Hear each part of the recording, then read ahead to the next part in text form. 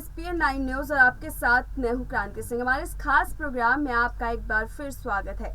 हर बार हम एक प्रोग्राम के अंदर एक नए मुद्दे को लेकर के आते हैं और आपके साथ कनेक्ट होते हैं और उस मुद्दे के ऊपर बड़े ही गहनता के साथ आपके साथ चर्चा करते हैं।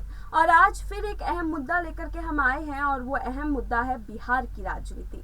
बिहार की राजनीति पर बात करेंगे, लेकिन उससे पहले हम चाहते हैं कि जो भी दर्शक हमारे साथ इस वक्त कनेक्ट हो चुके हैं वो कमेंट करके जरूर बताएं कि बिहार की राजनीति से वो क्या समझते हैं और इस वक्त जो खलबली बिहार की राजनीति में मचा हुआ है वो आखिरकार कितना सही है और कितना गलत है। किस पक्ष में जो है ज्यादा अत्याचार हो रहा है, कौन सा पक्ष जो है वो अत्याचार का दौर शुरू कर रहा है। क्योंकि बिहार की राजनीति इन दिनों कुछ ऐसी ही हो गई है कि एक दूसरे पर आरोप प्रत्यारोप, एक दूसरे पर अत्याचार का दौर जो है वो शुरू कर दिया गया है।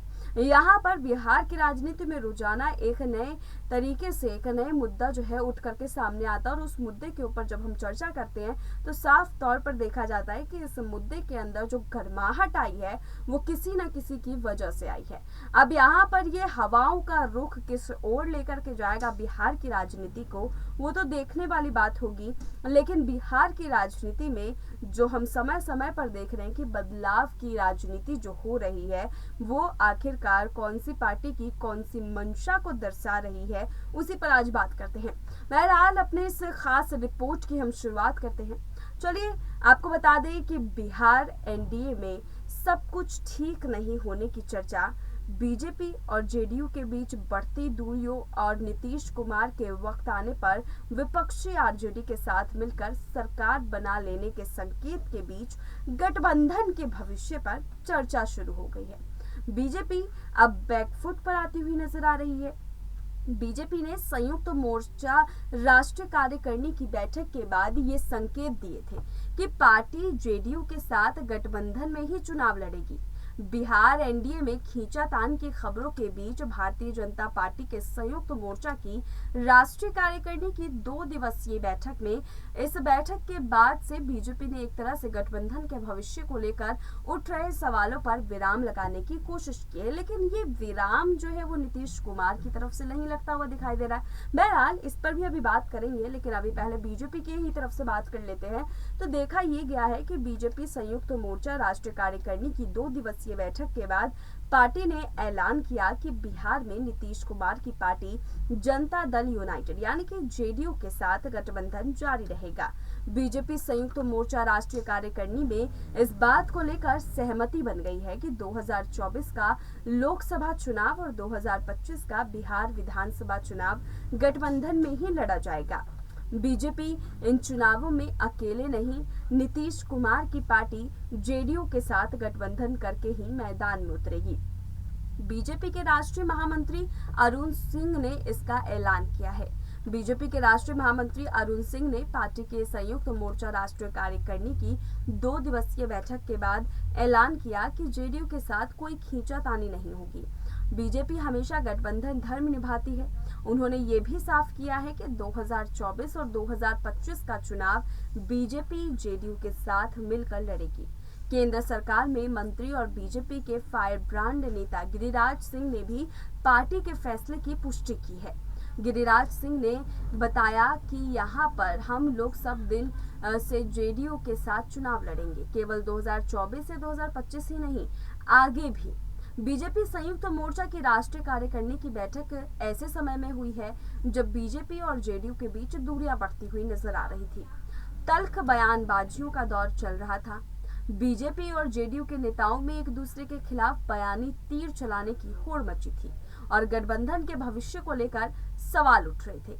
बैकफुट पर अब बीजेपी आई है कि नहीं आई है, इन तमाम मुद्दों को देखते हुए वो भी जरा समझ लेते हैं। क्योंकि जो मंथन इस वक्त चल रहा था बिहार में, उस मंथन में बीजेपी पर निशाना जो है वो नीतीश कुमार साफ तौर पर साधते हुए नजर आ रहे थे। तो चलिए अब इसी पूरे मामले को समझते हुए ये भी जान लेते हैं कि क्या अब उनका तीर जो है वो निशाने पर लग चुका है। क्या सच में वो जो चाहते थे कि बीजेपी बैकफुट पर आए, तो क्या बीजेपी अब बैकफुट पर आ गई है और नीतीश के साथ अपनी सरकार चलाने के लिए मजबूर हो गई है। चलिए इस रिपोर्ट के माध्यम से भी इसको भी समझ लेते हैं।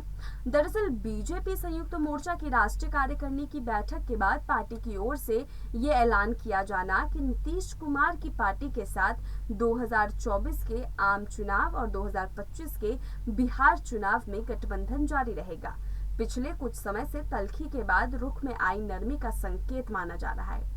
नीतीश कुमार और बीजेपी के रिश्ते पिछले कुछ दिनों में उतार चढ़ाव भरे रहे हैं। नीतीश कुमार की तरफ से पिछले दिनों में इस तरह के संकेत मिल रहे थे कि वे वक्त आने पर विपक्षी राष्ट्रीय जनता दल यानी कि आरजेडी के साथ मिलकर भी सरकार बना सकते हैं। बीजेपी और नीतीश कुमार के बीच कई बार टकराव जैसे हालात देखने को मिले और इन टकराव के बीच में आरजेडी का नाम बार बार उछल के सामने आ रहा था।